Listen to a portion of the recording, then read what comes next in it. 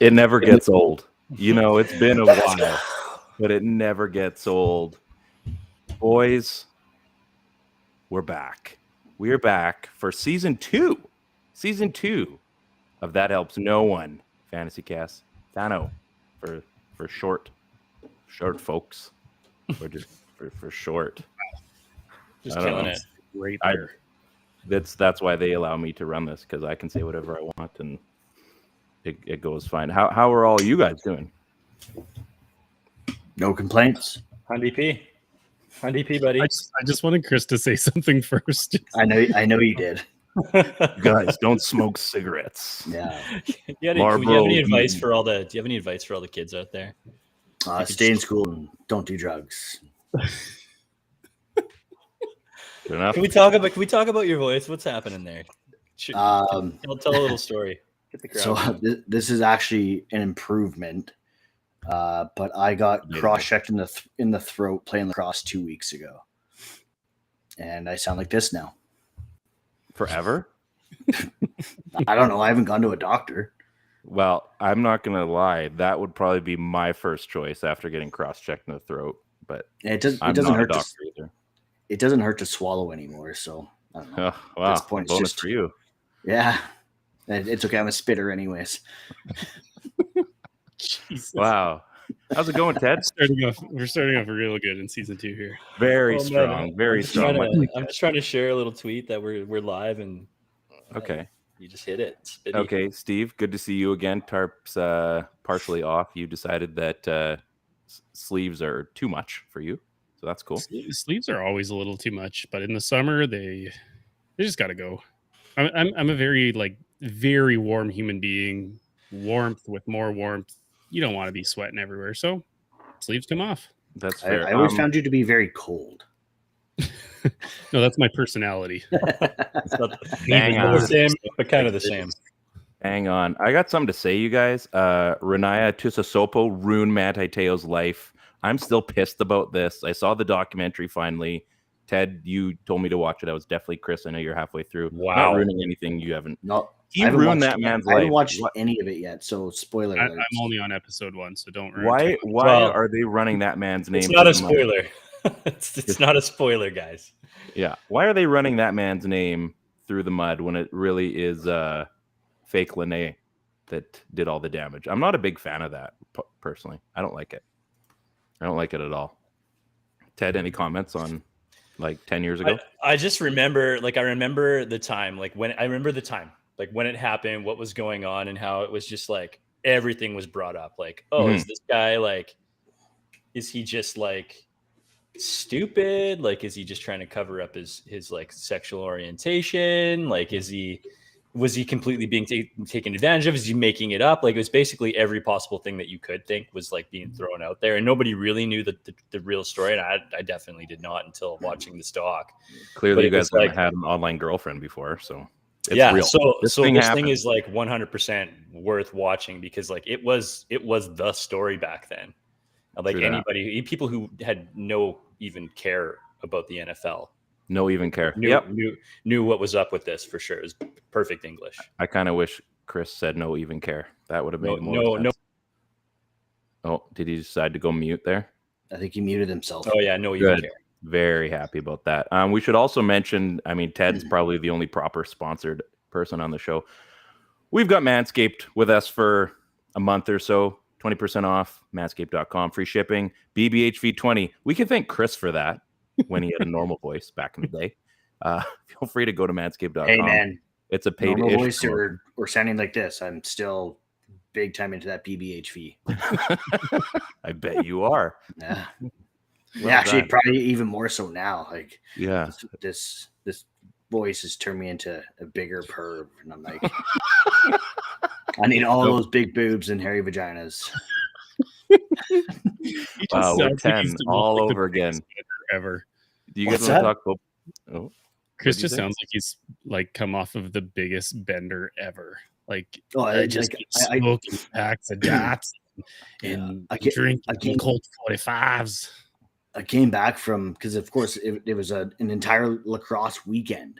So I come back and people are like, oh, you were obviously yelling a lot all weekend. And I'm like, nope, I just sound like this now because I got cross-checked in like directly in the Adam's apple. Do you have an I can't actually see. Do you still have an Adam's apple? I'm pointing at it on my screen actually, but no one can see that. So let's talk some football, because I mean, people, as funny as we are, people probably want to know a little bit about fantasy football, because really, we are the absolute chosen place. Footballs and fantasies. Right before we started, we were going through some pictures from last season, and I don't know how this one got saved, but it really got us curious as to what were they thinking. Can anybody read that out there? It looks, from the name of the game, I think he has 4 followers, maybe tweeted 3 times. This was one of them. Without the Always 94, I would have never started the RBI draft in the first round. Oh, that's Najee. Najee Harris, in case you're wondering. Longtime listener, first-time tweeter. World's okayest fantasy football advice. You guys, I am going to bring it twice as hard. I'm going to tell you, Derrick Henry, probably not someone you should be drafting at all this year. He's going to get injured in the first game of the season. I'm just saying. Wow. But that's we're gonna save that. He says this while wearing a Titans jersey too. Yeah. This is Chris Johnson. Nothing. Oh, don't disrespect him. Thanks for the clarification. I had no idea. Don't disrespect. This is a former Titan. We're talking about the current Titans. Chris. Oh, okay. You can take your Marlboros and you can just wait a second, okay? Thank you. So there's a few things we want to talk about, because probably going to be your over/under that's injured first game of the season thing. Probably will be, knowing us. We're very predictable. So there's a couple things. Draft strategy. What do you guys normally do for your draft strategy, as far as like previous years, not this year? Although if you want to tell me, that would really help out. What do you guys like? Are you running back? Do you go with 3 wideouts first? Like what seems to make the most sense? What have you guys won with? Because I don't know. I've never been a champion.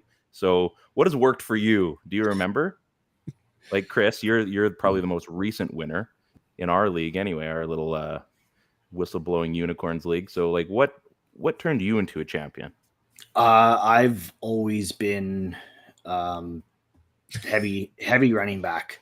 You live by the running back, you die by the running back, and that's kind of always been my strategy, is to have top end to draft guys. Them or start like RB, like just in general, or draft them, start them. I mean, our league's a little bit different because we have so many. I might start them. Yeah. I mean, if I have to, but like we have so many positions in our league where you have to start wide receivers. So that's a little bit different. Yeah. For our league, of course. But I mean, the first year I won, I had Alvin Kamara and Todd Gurley as my running backs. Last year was, I mean, who would have thought it was Rashad Penny and Josh Jacobs that were, and Javonte Williams that kind of, led the way for me in the championship. So that's kind of always been my strategy, is try to load up on running backs, a bit to the, detriment of my wide receivers. There's been multiple times that I'm looking at my wide receivers and thinking, shit, I should have drafted another guy, or shit, I need to make a trade, or whatever it may be. So right. It's, I mean, trying to go too heavy at one position, it hurts you in other areas, right? So Ted, you kind of, I know you're chomping at the bit because you no. the opposite. I'm just curious, like if you can go, so your first 4 picks, then you're trying to make a build, first 5 picks or whatever. What's your ideal situation? First 5 picks, I'm probably taking at least 3 running backs. Whether that be, Ted. And that's, I mean, I usually try to go. Again, draft position plays a big part too, but I typically try to go RB with my first 2 picks. But again, draft position determines so much. I feel like every year it kind of gets, it's a little different based on the makeup of teams and who's in a committee, who's, the outright bell cow. But and Ted and I have talked about this all the time, there are so few pure bell cows in the league, and it's getting fewer and fewer, I find, every year we play. Mm-hmm. That if you can get your hands on one of those guys, like Chris said, if you're drafting towards the top of the rounds and you can get your hands on a Jonathan Taylor, Christian McCaffrey kind of deal, Yeah. you're stupid not to take those guys because there's just so few of them available, as opposed to, well, we know there's at least 30, whatever, 40, 50 wide receiver ones potentially that you can take. Bell cows, there might be less than 10 of them in the entire league. So let alone elite ones that are going to get you extra points. Right. And then it also depends on whether you're in a standard league, whether you're half PPR, whether you're full PPR. Like Chris mentioned, in our league, we have a lot of wide receivers that we start, and we've got a flex that's a wide receiver tight end, and we've got 2 other flexes. So, PPR means points per reception. I'm so glad you kept that graphic. That's what I'm here for. For those. What does half PPR mean? So when it splits, sometimes it sprays to the. Damn it, we don't have a graphic for that, Ryan. We don't. If I Google that, I have to throw this computer away. So when it splits, it's not. It's obviously it's a good strategy. I think there's like so many people that employ the strategy too, which is also part of the difficult part of doing it, right? Like, but if you are that guy that picks early and you can go running back, or however it is that you do it, it does give you that sort of extra trade capital throughout the course of the season. If you feel like you need to make a split decision and you need to double up and get your hands on a good tight end and a good wide receiver, maybe you can swap out a solid, a low end RB1 or a high end RB2 for a wide receiver one or a tight end one or something like that, or a package deal that includes maybe 2 guys like that. I also just think it is easier to find a wide receiver than it is one of those, top end. I agree. Totally agree. Mr. Top Freeze. Ends. So it could be anything. It could be a top end kicker. He was going to say top end. What, Chris? We missed it. Did I freeze? You did. It was top end and then vanished. Just vanished. Gone. Yeah. That must be why I got the oops. Somebody's stream is not working. Then it was mine. It's so much harder to find those top end running backs. I mean, you look at a team like Cincinnati, and they've got Tyler Boyd, T. Higgins, and Jamar Chase. I mean, obviously Jamar Chase is the alpha there, but T. Higgins and Tyler Boyd aren't a bad option, right? Whereas trying to find that top end running back, typically you want to avoid committees. You want the guy that is the guy. Yeah, or as close to, right? Yeah, unless it's a true 50. I mean, Cleveland with Nick Chubb and Kareem Hunt. Okay, that's not a bad committee to have. Last year I had Javonte Williams and Melvin Gordon. That worked out really well because it was a fair split, and guys that could, at least with the limited amount of touches that they had, were still able to be super productive. But that's very few and far between to find those situations. Yeah, where they're splitting. Like even the Rams kind of had, before he got injured, but like Akers and like they kind of had the kind of the split there too. And they may even, I know Akers is probably going to be the guy to start anyway, but it's a good chance that they're going to spread the ball around in the backfield for them anyway. There's also value in that too, with when you have a one of those committees where both guys are productive together at the same time. I mean, we all know that running backs, Chris said, live and die by them. Well, it's the most injury prone position in the league. But if you had I'm going to my situation, I had Aaron Jones and AJ Dillon. If Aaron Jones goes down, I'm okay starting AJ Dillon as an RB1 because he's putting up high end RB2 numbers with Aaron Jones on the field. So those guys, like that's that second tier of guys where you get a high end starter, but like I was saying, there's so few that are just the pure outright bell cow. We'll go to Cincinnati's situation again. Joe Mixon, nobody's contesting him for touches at all, but I think there's maybe 7 or 8 of those guys in the entire league. So if I don't get them, you're crazy to go somewhere else, in my opinion. I totally agree. Like I totally agree with how many of those guys I think are in the league, which is why my strategy is like completely different over the years. And obviously I've lost to Chris in back-to-back seasons, so maybe he's got my kryptonite and he knows something I don't know about how to draft your team. But I have won before, and I've won on this strategy. And my strategy is that you're going to go You got to get yourself one back that you feel really good about. Like get yourself a Nick Chubb, somebody where there's going to be a strong backup that you can get your hands on later. And then I'm going and I don't care what order, I just have to get that back that I feel good about, but it's only one. And then I'm going wide receiver, wide receiver, wide receiver. I want to stack you've up done on that for wide years receivers too. every year. Like every year, that's my strategy. And part of that has to do with, I never really get the early pick in the drafts, even when it's like, a lottery from the start. I always seem to pick, 6, 7, 8 or something like that. Right. Make friends with that guy too, folks. Ted and I have this. I always go the opposite. So I'm the guy that goes for the running backs. You have the wideouts, and it always seems like we need the other guy's position like mid-season.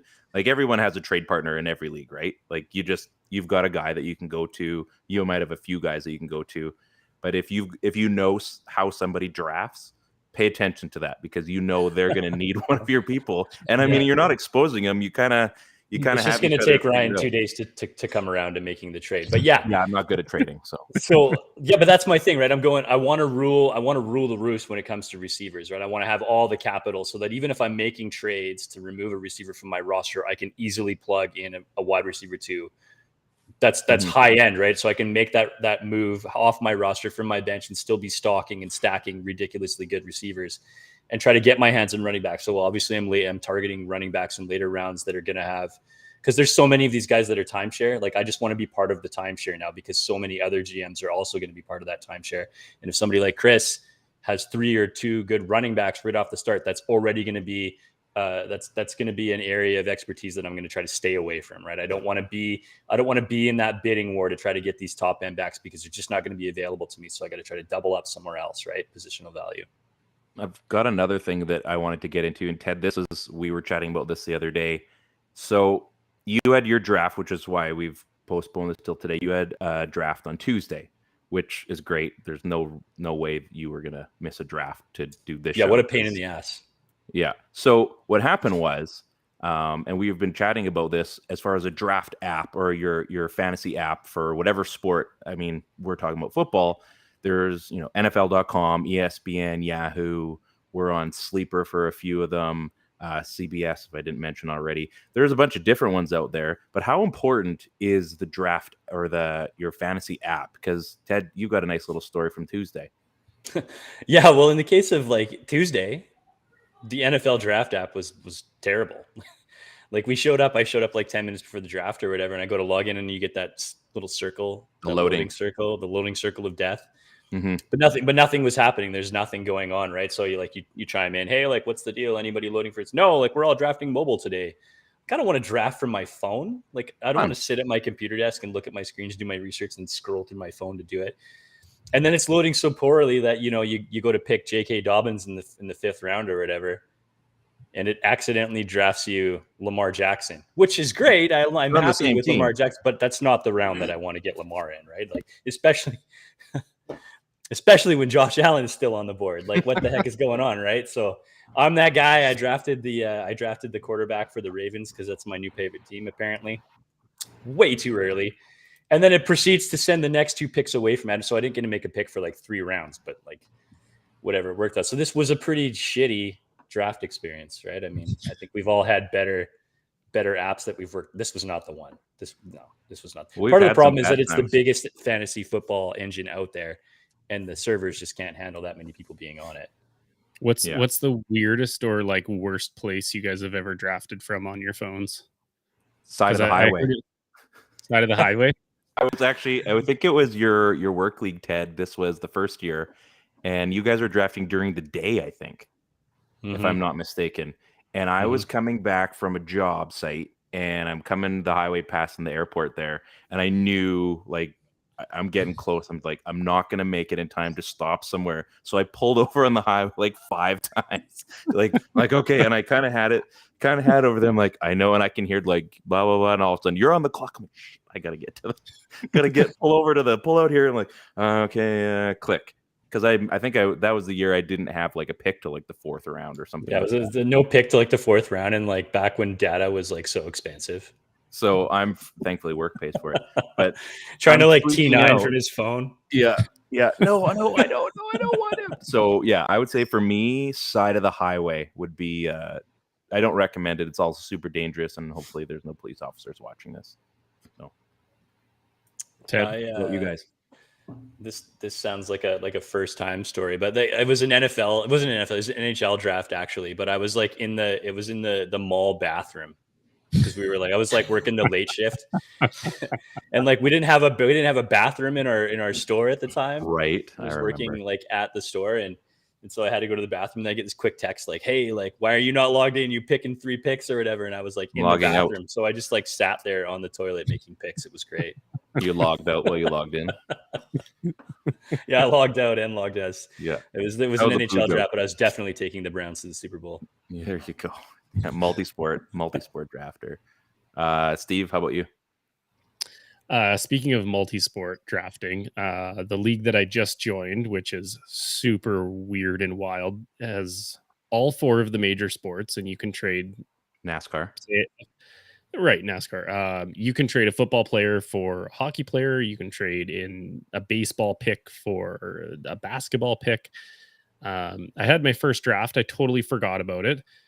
And it just so happened to be my daughter's birthday party down at Pritchard Park here on the west side. Mm-hmm.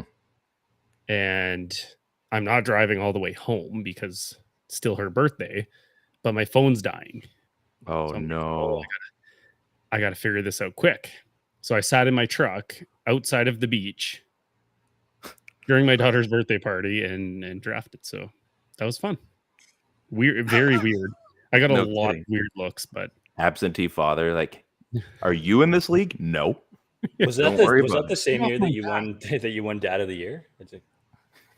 Not this year.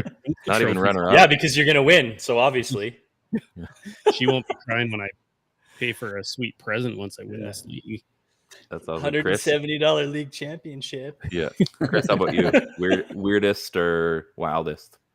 I guess pretty boring in comparison, guys.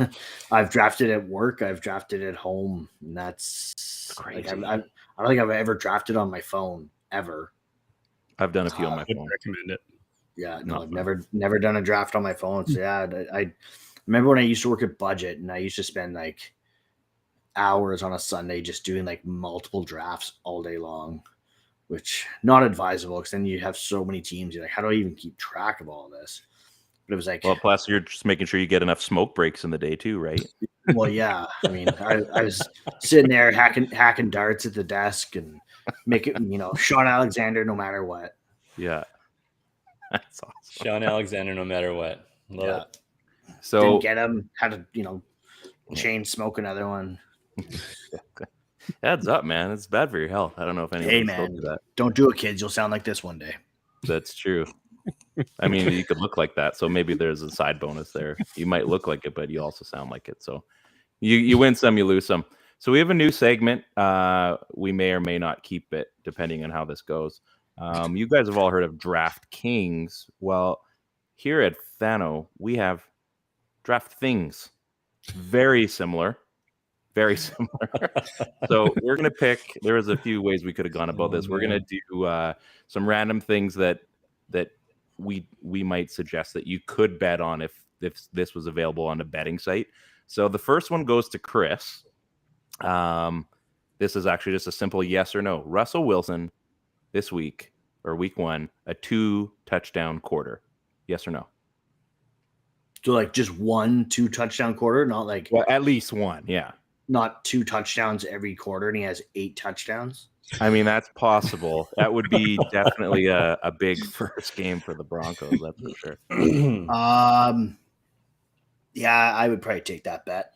2-touchdown quarter. Okay. Yeah, at least, yeah, okay. I would probably take that bet. It's definitely possible. It just seems something fair, something you could bet on. Steve, this is going to be your favorite for sure. Over under 1.5. An O lineman scoring a touchdown in week 1.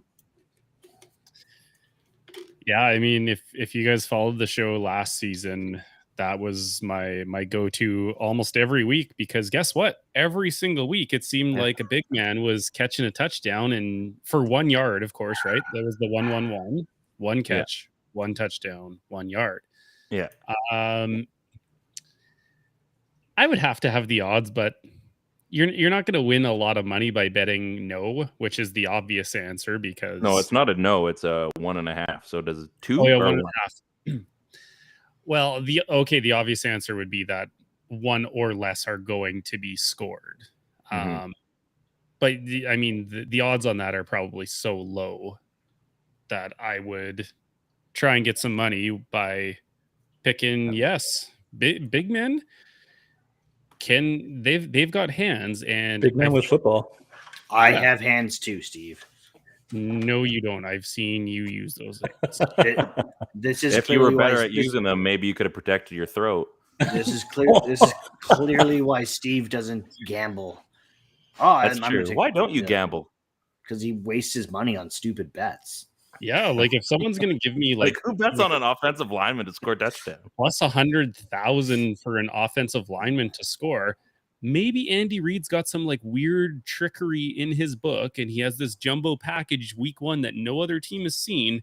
If it's going to happen ever, it's week 1 where no other team has seen these weird nuanced packages that you put in. So if I had enough of, I guess, money to make off of it, why not?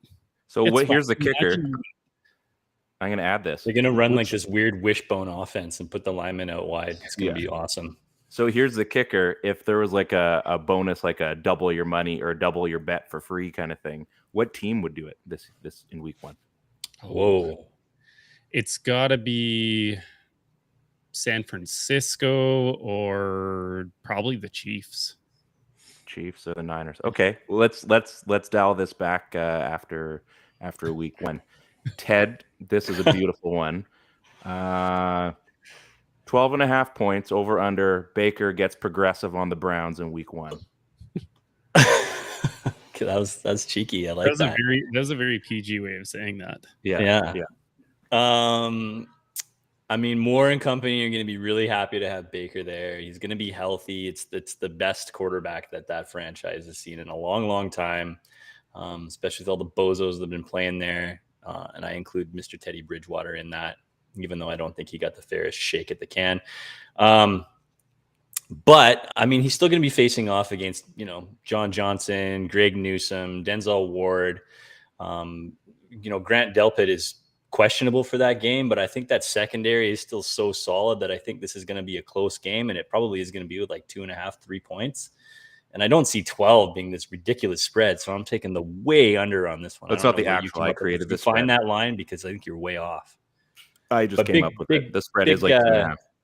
Yeah, I think Baker in 2 quarterback leagues is the guy should be getting some extra love here, but in this case, it's not going to happen this week. So big under on this one. Sorry, bro. That's all right. That line must have fallen out of your mustache. I don't know how you got that. Wow. It's a big mustache. Lots of stuff falls out of there. Like actually a sandwich fell out from yesterday. It was good. Good leftovers. You never go hungry. No, you can't. That's the beauty of this thing. I don't have one for me. I think that would be your line. So what's the over under that Derrick Henry gets hurt within the first 3 games? Oh, I would say so. Like, what are we, like a game and a half, 2 games? Over under, or just picking the amount? Just picking the amount, or at all. Like, no, it's going to take more than 3 games. It's going to be he's going to get hurt in the first 3 games. He's going to get hurt in the first 3. I'd say at the very most week 2. Wow, I know this. If it happens, I'm really sorry. I'm sorry to so many people, and I might have to just not ever play this. You're going to put all the bad juju on the man. That's probably. You're going to have to go back to your Dexter McCluster jersey. Hey, I have one of those. I know. Don't you be speaking ill of the man McCluster, Ole Miss. The only reason I even knew about that guy is because I was watching an Ole Miss game. He got 4 touchdowns. I'm like, nope, this guy's going to be a stud in the NFL. I definitely thought you were watching his rap videos. Later on in life. So let's get into some actual football stuff. We've got a fun one. There's not a whole lot to talk about because there hasn't been any games yet. Let's go around the horn here. Who aren't you guys drafting if you still have a draft to do, which we do next week? So that'll be a lot of fun. Chris, who is a guy that you definitely will not be drafting in our league, or if you have another one you can go into? Mike Gesicki, tight end for Miami. He's kind of been this guy that everyone's been talking about of like, he's the next great tight end. He's the next top 5 tight end. He's can't miss. He hasn't been that guy. And now there's even more mouths to feed in Miami with Tyreek, Jalen Waddle. I feel like they brought in a third receiver as well. I can't remember right now, but I would be avoiding Mike Gesicki. If you're looking for a tight end late, maybe target someone like Albert O in Denver, someone like that instead of Gesicki. Okay, Steve. Mine's not necessarily like I wouldn't draft him, but I will, and you kind of stole thunder on this, but I will not draft Derrick Henry in the really early first rounds, even though I just said if there's a bell cow out there, you should go get him. I agree with Ryan. I think there's too many miles on the tires. I was looking it up. Since 2013, he has over 2,000 carries going back to his Alabama days. Whoa. 3 seasons of 300 plus touches, and 2 of them are almost 400 yards.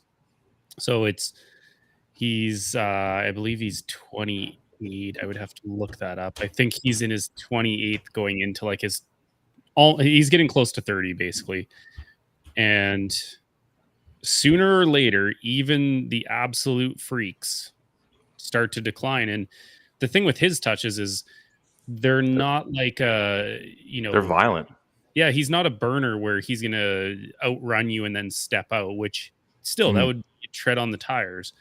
He wants to take you and throw you and then smash you into the ground while he's smashing another person into the ground. So sooner or later, it's just not going to happen. I think last year I was telling everybody, like, if somebody wants Derrick Henry from you, sell as high as you possibly can, because he was on pace for, I think in his first 8 games, he almost had 1,000 yards again. So it would have been back-to-back 2,000 yard seasons, which I don't think has ever happened.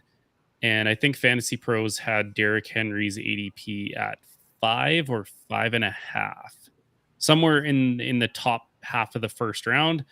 And I think that's just too high for me. There's a lot of other people I would draft. I would rather go with one of those top stud young wide receivers like Justin Jefferson, Jamar Chase, Cooper Kupp, obviously, because he just had the Triple Crown, but I will not draft Derrick Henry in the early first stages. If you can get him in the late first round, I think it's really good value, but I'm not drafting him in his high ADP. Sure, I think if you get that close, you could just trade down, obviously, grab another pick. Yeah. That's the point. It's not like we're saying these people are garbage. Don't ever draft them. It's all in relation to their ADP, right? Mm-hmm. Yeah. Ted, who do you got? There's so many players on this list that I'm like happy to name, but nobody's taken this guy, and I am staying way away from Ezekiel Elliott. Almost 2,000 touches on in his 6 years that he's been in the league. I think every year it starts to show more and more. We just talked about tread on the tires. This is a big back that has tread on the tires for sure. And I think the thing that's worse about him compared to a guy like Derrick Henry is that a guy like Tony Pollard already exists on this roster in a strong offense. So to me, this might be the better back to draft here anyways. I mean, we're talking about, what's his ADP at? I think he's looking at an ADP of 30. Like, I mean, if we're looking in the 30 hole, I mean, we're looking at guys like, you could take a Josh Allen there. You're looking at Michael Pittman, DJ Moore, Mike Williams, Cortland Sutton, Terry McLaurin, Breece Hall. These are all guys that I would draft over Ezekiel Elliott, and they're sitting behind him in ADP. So I think there's way smarter options. If you're going to go Dallas running back, go ahead and take one of these awesome wide receivers or a rookie running back like Breece Hall, and wait till like ADP 70 or 75 to get your hands on a Tony Pollard, who we ultimately think could take over this offense at some point down the road.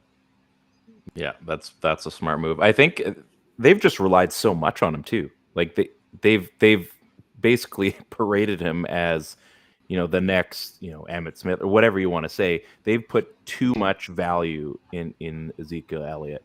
and that's never good because there just isn't a player on any given year where you can just parade him around and say, oh, this guy's going to be the absolute best player in the NFL.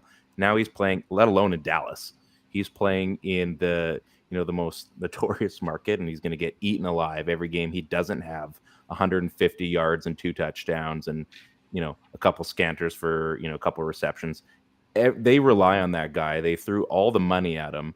And as good as he was early on, like, you're right, he is one of those guys, and he's more he has a bit of that power, but he's shifty as well. Like at some point, he just breaks down like on the side of the road, and you're done. And when you've got a guy like Pollard, you're right, you can get him way later, cost you less. You can go after either just another higher end running back or easily someone like a wide receiver 1. So the X factor here is that it's Dallas. I mean, you never know what Dallas is going to do. They could just continue to parade him out there until he's like into his early 40s, force feeding him the ball like 260 touches per year or whatever they decide to do for a guy like Zeke, and just let Tony Pollard go to waste. And that wouldn't surprise me either, because Dallas is like super weird. So that makes sense. Ted's gonna like this one. Back on my BS this year. Anyone but the Bears. I just do not trust what's going on in Chicago. I think there are good players there, but do not hitch your wagon to anybody on that team. Cole Kmet's pretty decent, but again, there may be one player on that team that you'll be happy to have.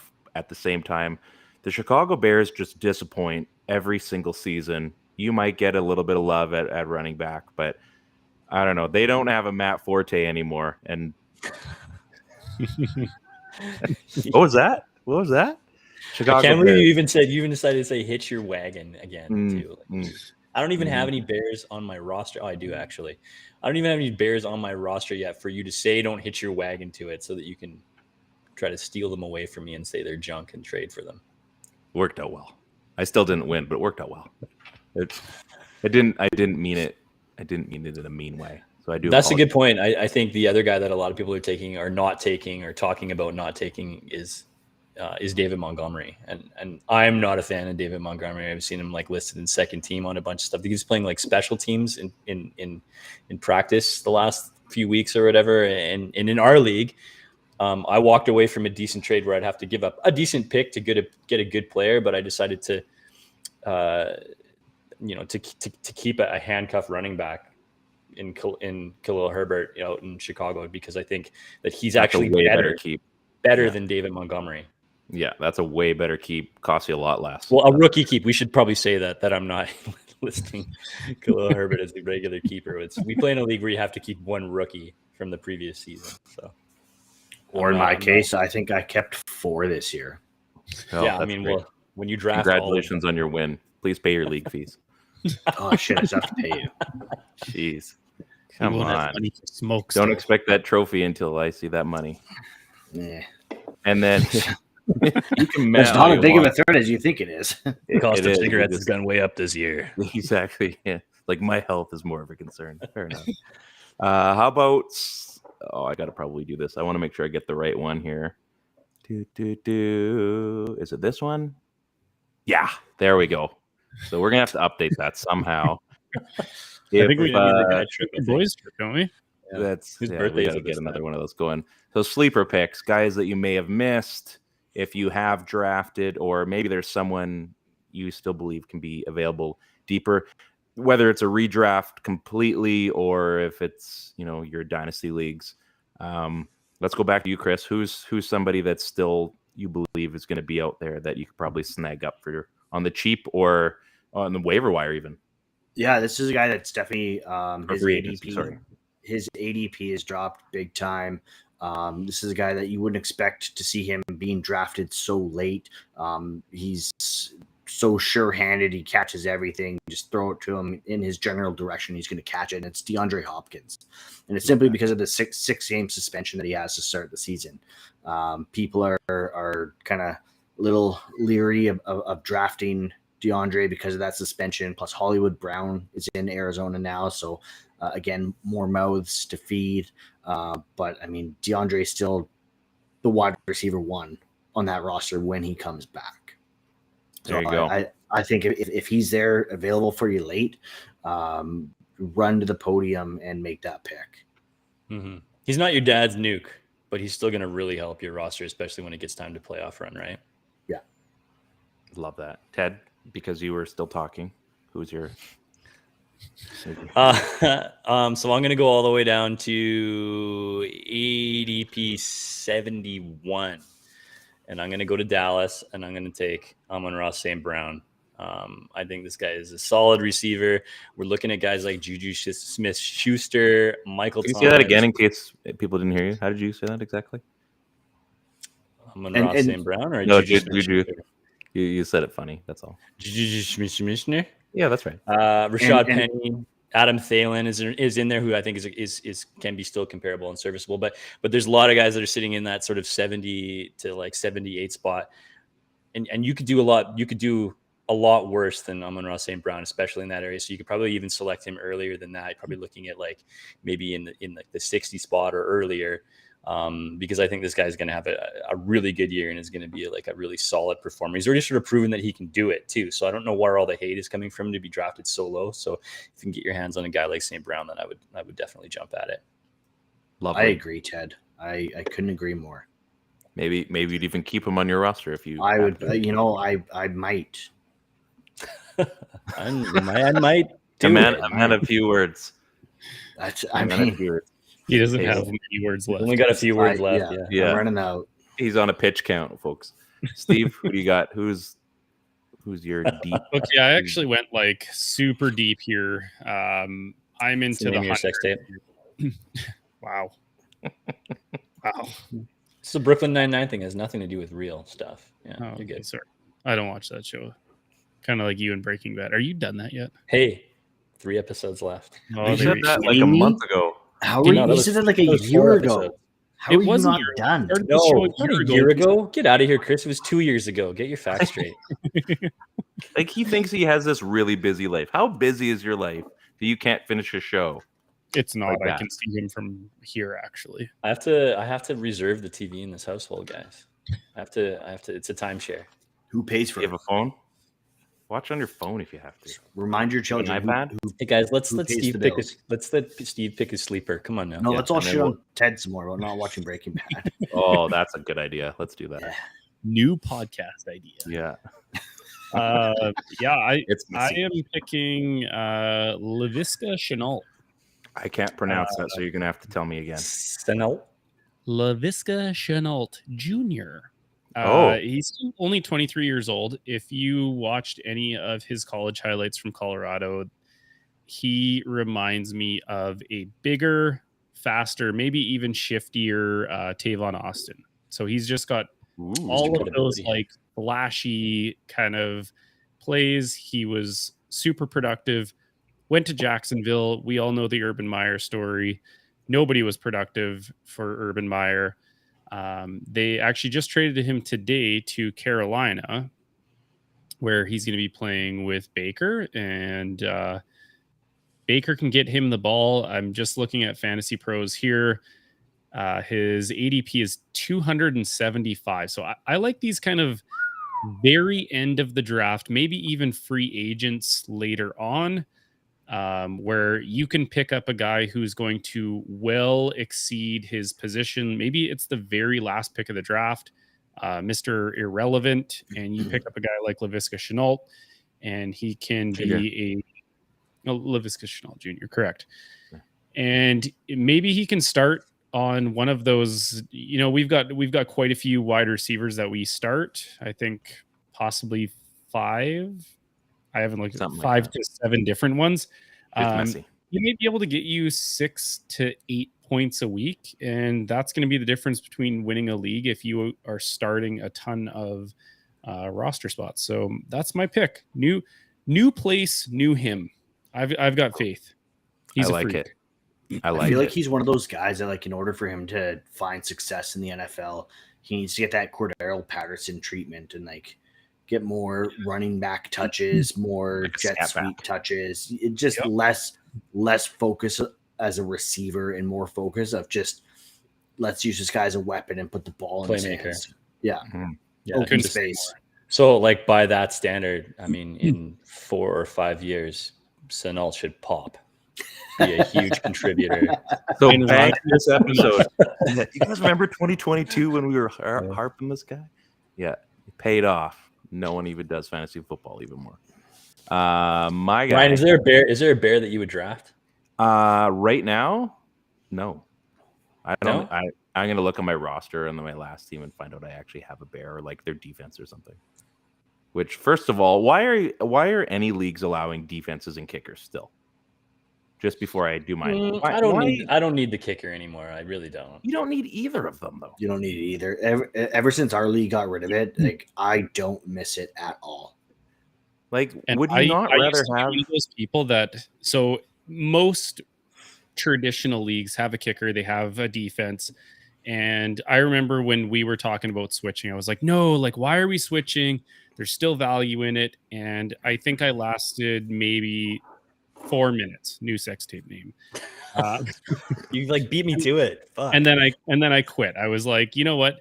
You're right. There is no value in understanding when a defense is going to get turnovers and if they're going to put up points, but maybe they put up points in garbage time or like trying to predict when a head coach is going to allow a kicker to kick a ball is the stupidest thing in all of sports. No, and, like to okay, the Rouge, we're right. Yeah. No, okay, but as bad as the Rouge is, and I agree, Chris has got one here. The worst rule. It's the I touched it last rule in the CFL. You fumbled the ball. Yeah.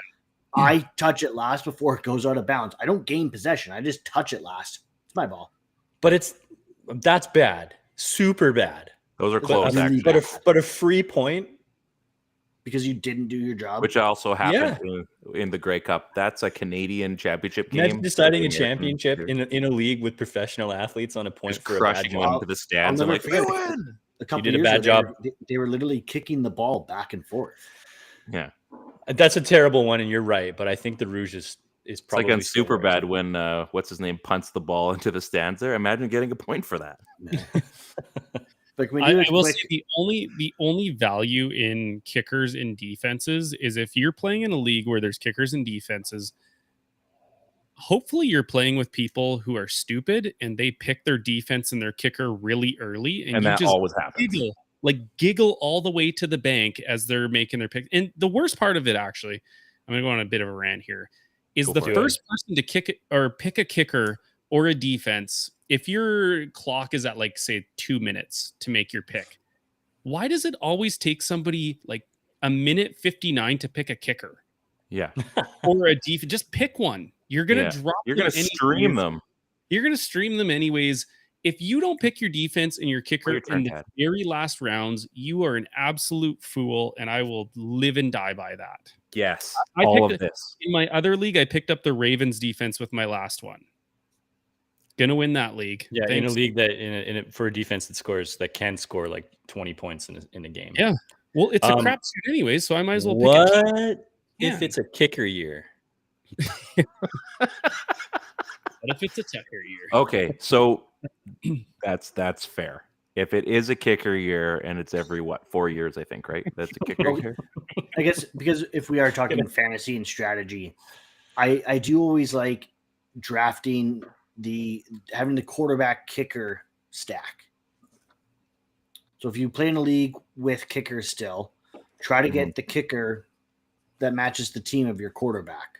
What if you have Justin Fields? So this is the first year that I've ever heard of kicker strategy. Get kicker stack. Yeah. Like a 2-pad stack. Yeah. Well, Justin Fields might be the other bear that I would draft for. Okay. Yeah. You should do that. Yeah, I see what you mean, Chris, because if your quarterback doesn't score the touchdown, you're getting the attempt at the 3 points from your kicker. Yeah. I just think that's like almost like shooting yourself in the foot. It's like if my quarterback But if he scores the touchdown, then I'm only getting the 1 point from it. Mm-hmm. Well, but if my quarterback doesn't score, then I'm hoping on the 3 points. Like you're always missing out somewhere. But I understand the strategy. It's when they have a drive, there's a chance your team is putting up points. It's like when you play in multiple fantasy leagues, right? It's like if I go all this way on one league, I'm going to go all the other way on the other league, and so you can only really win in one league. But I'll tell you what, people come to this show because it's the only show where you can get kicker advice. And it's good advice. It might be the only show. It's good advice, yeah. If you scour the internets and you find another show talking about kickers for longer than 10 seconds, like the show, then maybe we're kickers are people too. They are people too. Just in case anybody forgot, I did not mention my guy yet. James Cook from the Buffalo Bills. They went and drafted said running back this year. Zach Moss, Singletary, yeah, maybe. I think there's a very good chance. I've seen him go in drafts. Unless you're drafting rookies in the first round, you may see him go a lot higher. But other than that, if you're seeing, essentially a redraft or whatever, he's available really, really late. You're going to get a guy that you can stash away. He doesn't have to start for you. You might have him as like your weak flex at best to start for the first few weeks. But I mean, the Buffalo Bills, they have been proven to have a decent run game from time to time, and I think they may have found their guy. I mean, they have a pretty decent run or a decent quarterback. They've got some okay receivers, and I think there's a few people that may have the Bills try to make a run this year. And quite frankly, I think James Cook could be a star. He might be one of those guys that we're talking about in, even week 4, week 5, like a Dawson Knox kind of guy, or Ted you brought up, or a Jody Fortson. I'm just kidding. We didn't bring up Jody Fortson. Nobody can be Jody Fortson. No one's going to be like him. He needs to get it. He had 2 touchdowns. Was it week 2 preseason? Had 2 touchdowns? Oh, that don't give too many secrets away, because he's available in every league. Drafting Jody Fortson 0.01% of leagues. I'm going to check in available in every possible league. Yeah. The only I think Cook is a talented back as well. The only thing that scares me is obviously red zone touches, because there's a certain quarterback that actually acts as a red zone running back, right? So that's the only scary thing. I think he kind of vultures that stuff. But sure, yeah, I mean, late round pick, if it's a guy you want to move a little early on, yeah, that's talented player. He's going to be available to you. So again, there's a running back. There's the 0 RB strategy. By all means, you can get him a little bit later. I am not in on James Cook. I almost actually picked him for our earlier part, where this is a guy that I'm just not going to draft at all. I think he is running. I think he is talented. Sure, he's a talented guy. That's not a question. We showed what he could do at Georgia. Him and Zamir White were a 1-2 punch. I think he's just going to always be that back who needs the 1 or a 2 to be effective. I don't think he's ever going to amount to be a stud running back. So I'm on record now saying this. So if he's good as a spell back, basically. Yeah, if he becomes this stud of a back, you guys can hit me up. You can say how stupid I am. That's totally fine. He also, I don't know if he was super nervous, but I've heard a couple interviews of his, and it just doesn't sound like there's a lot going through the ears with that kid. Like, no, bold. That's bold. Well, in his interviews, this was like pre-draft process, so maybe he was just like sort of nervous or whatever, but people would be asking him questions and it was like, yes, and then he would just sit there. You're like, okay, like, do you plan to elaborate or anything like that? I think one of the ones I heard was on Rich Eisen podcast, and I was like, I don't know if this guy just doesn't want to talk to the media, if he's just pulling like a Bill Belichick kind of thing. It just rubbed me the wrong way, mixed with, I think, the fact that he was in a committee, and I think he will be in a committee, and I think he's just going to learn how to be a spellback in a committee. I do not think James Cook will be the guy we all think he's going to be. Maybe in like 3, 4, 5 years, but they've got Zach Moss, they've got Singletary. They have. Okay, so can I debate that for a second? Pre-draft interviews, and we're getting close to being done here. Bo Callahan, he didn't have the greatest pre-draft. He still got picked by the Seahawks, and I think it worked out pretty well for them. So, I mean that's you're treading into like scary water. Just dropping a movie reference. It's very likely that Steve's never seen the movie. That's true. That's true. But there's no way. There's no way Steve's seen that movie. This is a late round pick. This is a flyer guy. This is a sleeper. I think he ticks all those boxes. This isn't CJ Spiller where people are expecting him to be a thing and he's not gonna be a thing. Yeah, you're so I see where Ryan's coming from, but I mean, all of those things you said, Steve, other than him having not much between the ears, I don't know about that. All of those things are correct, but I mean, yeah, it's not. If you want to gamble, a third or fourth to last pick on the guy, because Steve doesn't gamble either, so I could understand that. His ADP, again, I'm just going by Fantasy Pros because I have it up here. His ADP is 100, so he's a top one. He's a top 100 player in this league, ahead of guys like Tyler Lockett. 10th round. There you go. Ahead of guys like Tyler Lockett, is what you said. Yeah, ahead of guys like Tyler Lockett. If we're trying to bank on rookies, he's ahead of a guy like Treylon Burks, ahead of a guy like George Pickens, even Alexander Madison. He's ahead of him. There's a guy that could spell his brother off and be an RB1 or get traded. I think where people are drafting him because he's a rookie is way too high for what he's going to be this year, and I believe for his whole career. I'm just going on that he's a guy you can get late.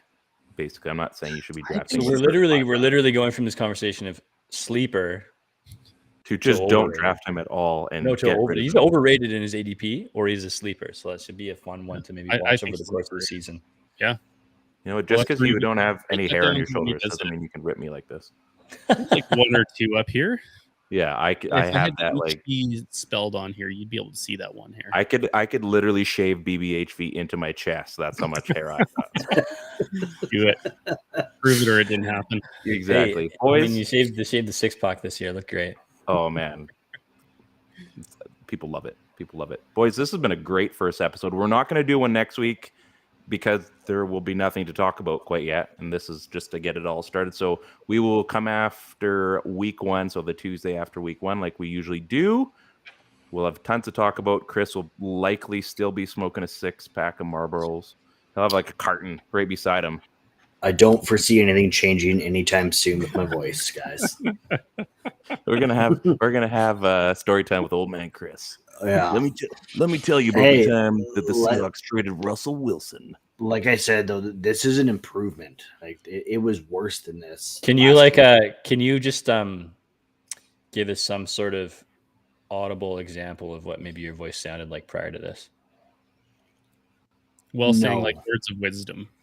It was so much worse. Like when I would talk on the phone at work, I was like, oh, like the first word out of my mouth, I'm like, holy crap, like who's talking? Like, is that coming from me right now? Like, I don't know. Maybe I'm just used to it now, but yeah, it was worse last week.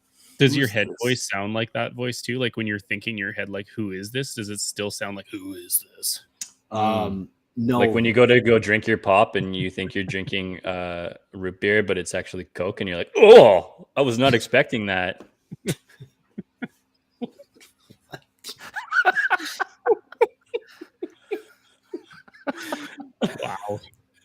Wow. So we're comparing his voice to 2 different types of pop. Hey man, are you more of a root beer voice, or are you? That surprised me when I spoke. I was not expecting that. Whatever. I can't tell if he froze or he's just disappointed in me. No, he's moving. I'm here.